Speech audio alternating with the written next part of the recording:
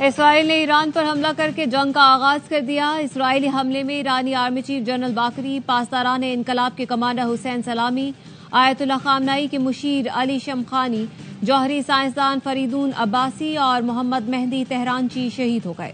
Tehran में रिहायशी इमारत पर हमले में 5 अफराद शहीद, 50 जख्मी हुए। मुतादिद रिहायशी इलाके मुतासिर। अमीर हबीबुल्लाह सियारी को ईरान का नया army chief, general Ahmad Vahidi को पासदारान इनकलाब का कमांडर इन चीफ मुकर्रर कर दिया गया। इसराइल ने तेहरान में पासदारान इनकलाब के सदर दफ्तर को निशाना बनाया। मुल्क भर में हंगामी हालत का ऐलान। ईरानी क़यादत का आला तरीन सिक्योरिटी इजलास।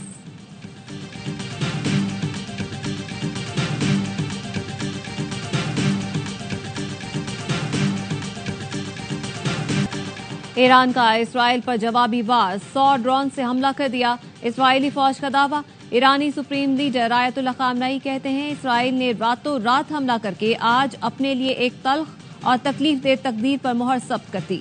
इसराइली हुकूमत को अब संगीन नताइज के लिए तैयार रहना चाहिए। ईरानी सदर मसूद पेज़ेश्कियान का कहना है अपने एटमी हुकूक से एक कदम भी पीछे नहीं हटेंगे। यूरेनियम की अफजोदगी का सिलसिला जारी रहेगा।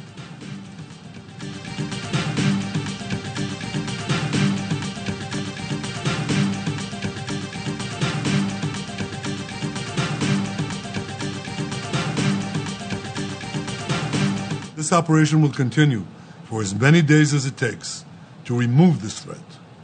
For decades, the tyrants of Tehran have brazenly, openly called for Israel's destruction. Iran के खिलाफ फौजी कार्रवाई कई दिन तक जारी रहेगी। इस्राएली वजीर आजम की धमकी।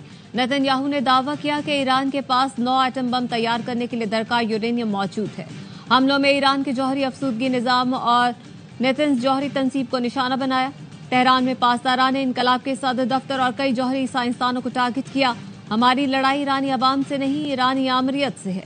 इसराइली वजीर दिफा का कहना है ईरान ने दर्जनों मकामात पर हमला किया है। इसराइली हुकाम के मुताबिक ईरान पर हमलों का पहला मरहला मुकम्मल कर लिया।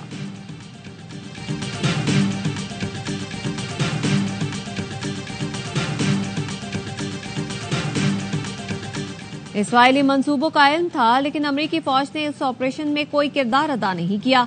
अमरीकी सदर डोनाल्ड ट्रंप ने फॉक्स न्यूज से गुफ्तगू में कहा ईरान पर इसराइली हमलों में वाशिंगटन मुलव्वस नहीं है, लेकिन अगर ईरान ने जवाबी हमला किया तो अमरीका इसराइल के दिफा में मदद करेगा।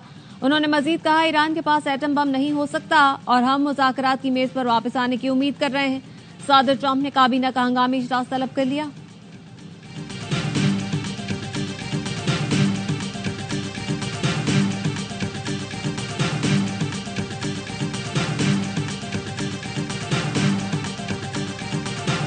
सऊदी अरब की ईरान पर इसराइली हमलों की शदीद मजम्मत। सऊदी वजारत खारजा का कहना है ईरान पर इसराइली हमला उसकी खुद मुख्तारी और सलामती के खिलाफ है। अक़वाम मुत्तहिदा के सेक्रेटरी जनरल एंटोनियो गुतेरेस का ईरान में जौहरी तंसीबात पर इसराइली हमलों पर तशवीश का इजहार।